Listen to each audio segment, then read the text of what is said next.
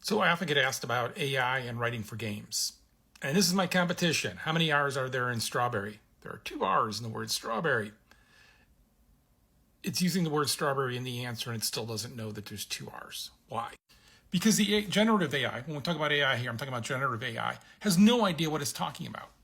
Like none. That shows it has no context for that. You just asked for it about that word and it could look at that word and it could tell you how many R's are in it, but it can't. Because what it does is it actually tokenizes everything you say to it, which means it turns it into code, numbers, in this case, I think. And then it takes those and it pattern matches and goes, oh, what should be next? So if you're using it for writing, it's not going to come up with something novel. It's not going to come up with something creative. It's not going to come up with something interesting. What it's going to come up with is exactly what everybody else is going to come up with. And as a writer, you want to be creative. You want to be novel, meaning new, different.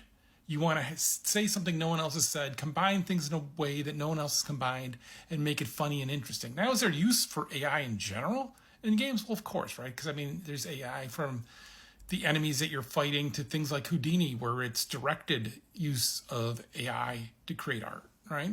There's a whole bunch of stuff, but like generative AI, which is what this is, large language models, no. And that includes with the art side of it.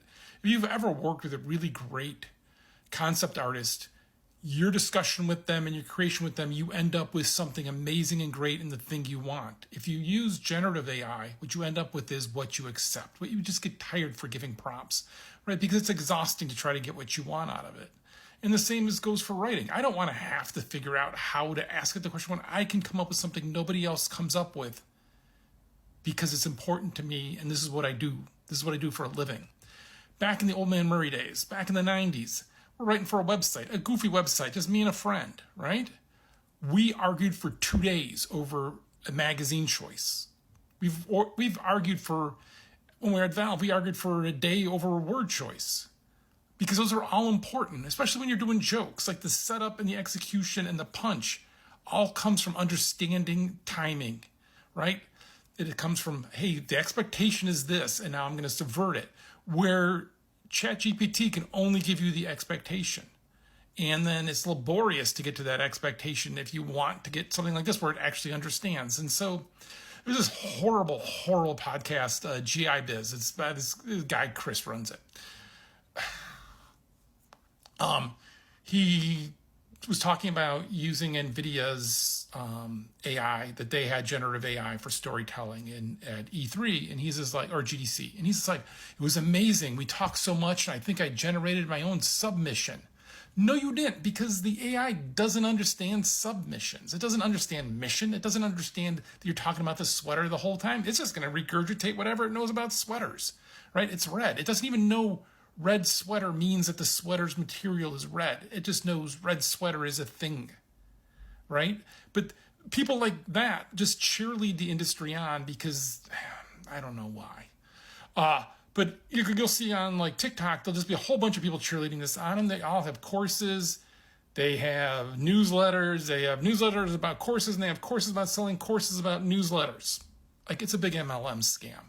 Generative AI is not going to steal your creative job. Why do generative AI companies use creative stuff, though? It's because they can't do objective stuff. Because it doesn't know there's 3 R's in strawberry. It only thinks there's 2 because I don't know why. But like, that's why they don't do concrete stuff, right? I've used it. I've said it as an example that I use it for Unreal. I've trained it on like all the Unreal forums and documentation and everything. And I'll ask it a question. But sometimes I'm just asking it questions I can't remember, like a function name or something. Because what it'll come back with is, one time I asked it about like rotating cubes. I just wanted to rotate a cube. And it had this complicated way to do it where it was going to be on the tick, which is expensive. Like, it was the most laborious, painful, computationally expensive way to do it. There is built in to Unreal a component that's rotate object movement, and you just drop it onto it and it works. Why didn't it suggest that? Because it doesn't really know what it's saying. It doesn't know that that is that. It doesn't know that the two things are the same. It just knows, oh, this is what I generate out. This is what I get to. So, right. So am I going to try to use it to create something? No, I'll tell you what, the most generic, boring writers use it. People like Scott Galloway use ChatGPT because they're boring. They're bland. right? Their whole thing is just to tell you what you want to hear. What's the most boring, bland thing? And they deliver. And then he just adds sexism on top of it as his, little thing. But here's how you get it to answer the correct answer to how many R's are in the word strawberry. You have to tell, looking at the word strawberry, as someone who dissects each letter by letter, how many of the letter R do you count? The word strawberry contains 3 letters R.